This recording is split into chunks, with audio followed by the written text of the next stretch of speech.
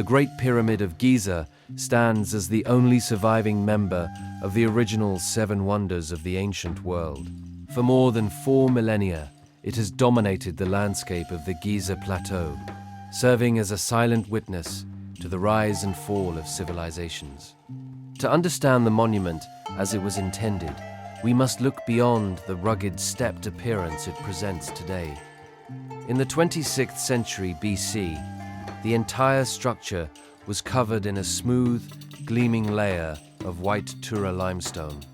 This outer casing made the pyramid shine brilliantly under the Egyptian sun, acting as a beacon that could be seen for miles across the Nile Valley. At its completion, it reached a staggering height of 181 feet, which is roughly 173 meters. Over the intervening thousands of years, most of this outer casing was stripped away for use in other buildings, causing the pyramid to lose about 30 feet of its original stature. Even in its current state, it remains a marvel of human achievement and structural integrity. There are many popular theories regarding its construction, ranging from advanced, lost civilizations to extraterrestrial visitors. However, the archaeological record tells a far more grounded and impressive story of human ingenuity. The Great Pyramid is essentially a massive pile of roughly 2.3 million stone blocks, organized with surgical precision. This volume of stone represents approximately 92 million cubic feet, a figure that continues to challenge our understanding of ancient logistics. The man responsible for this undertaking was Pharaoh Khufu, the second ruler of the 4th dynasty during the Old Kingdom. Khufu reigned for several decades, a period marked by centralized power and the mobilization of national resources. We possess very little biographical information about Khufu himself, as much of the contemporary record has been lost to time.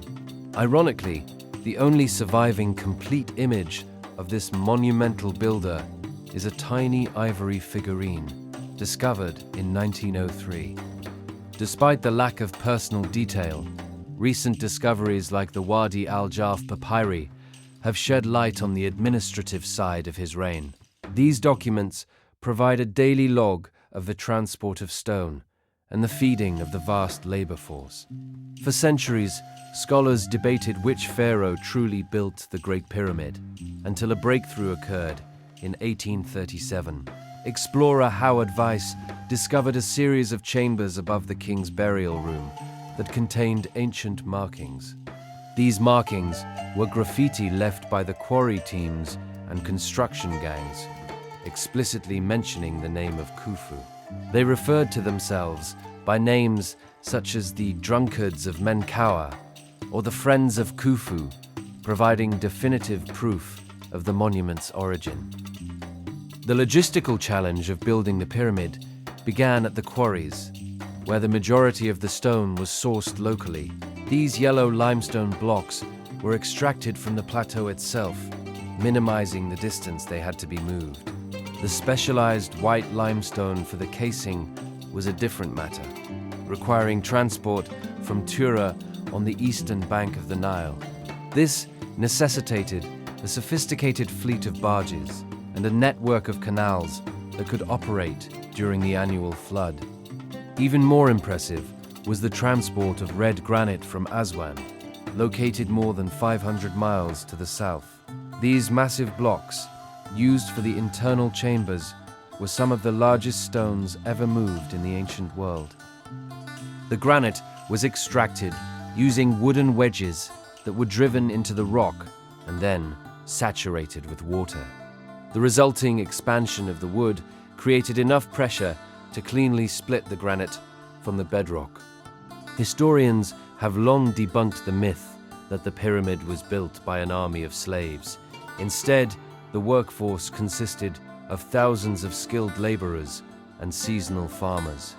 These workers were part of a system called corvée labor, where they provided service to the state as a form of social obligation or tax.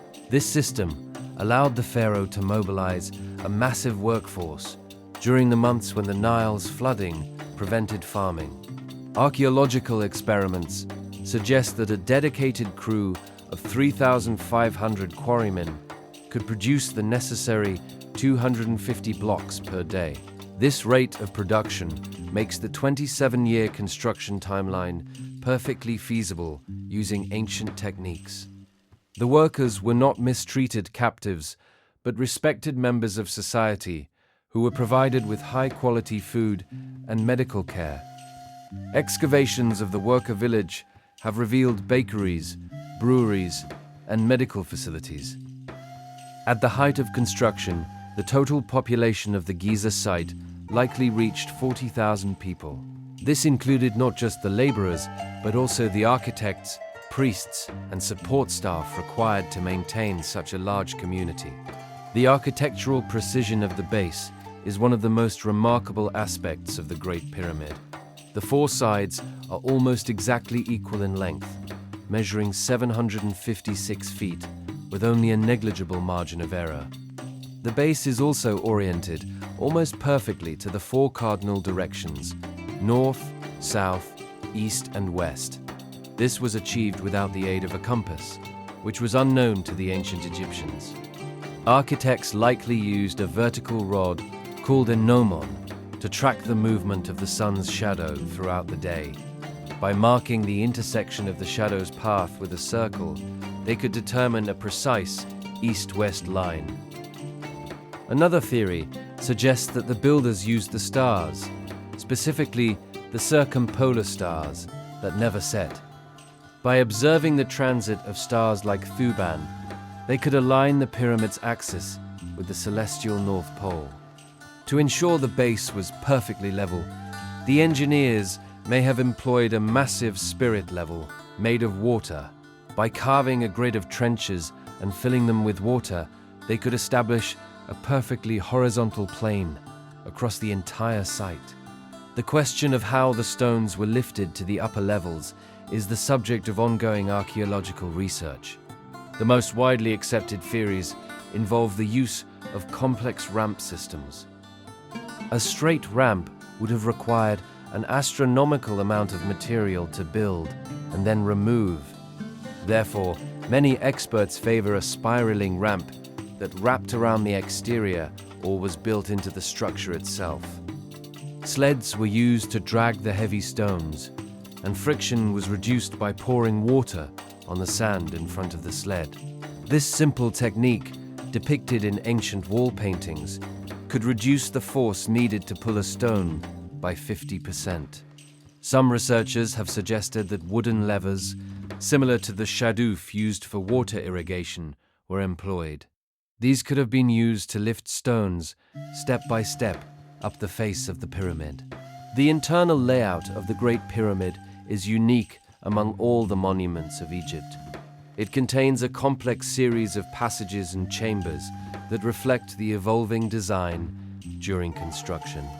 The original entrance on the north face leads to a descending passage that plunges 100 feet into the bedrock. This passage terminates in a subterranean chamber that was carved out of the solid rock, but never finished. An ascending passage branches off from the descent, leading toward the upper chambers.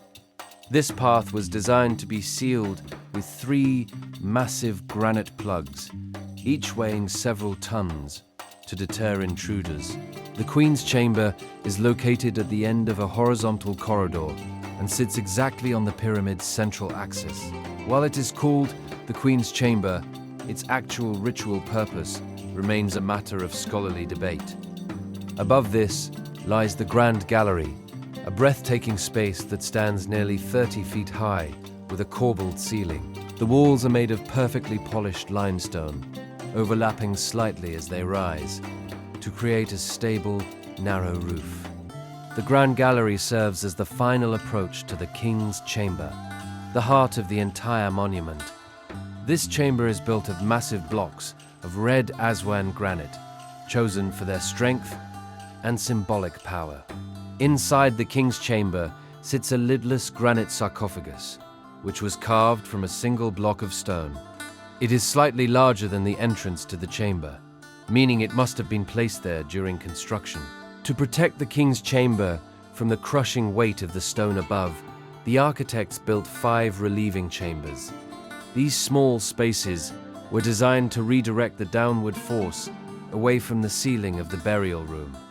It was within these hidden spaces that the only contemporary evidence of Khufu's reign was found. The red ochre marks left by the workers have survived for over 4,500 years in the absolute darkness. Following the 4th dynasty, the era of massive stone pyramid building began to wane. Later, pharaohs lacked the same level of absolute centralized control over the nation's resources. Middle Kingdom pyramids often used mud brick cores, which were far cheaper and faster to construct. However, these structures were fragile and collapsed once their outer limestone shells were removed. The ecological cost of building the Great Pyramid may have also contributed to the decline of the practice. The massive amounts of wood needed to heat limestone for gypsum mortar likely led to severe deforestation.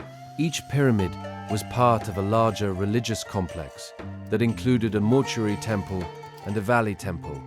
These sites were connected by a long causeway that served as the ceremonial path for the pharaoh's funeral.